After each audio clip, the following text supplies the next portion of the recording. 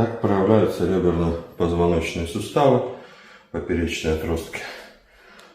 Фиксируем тазобедренный сустав также ладонью, фиксируем ногу и мы продавливаем. Все. По ходу тазобедренного, по ходу кости вот у нас идет движение. Здесь все в порядке, поэтому все. По правой торсии крестца. Если у нас сейчас будет упор делаться на правую сторону, скругляем вот сюда, вот так. Фиксируем хорошо.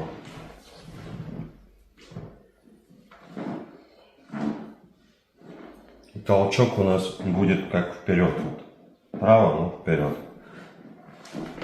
Расслабь ножкой.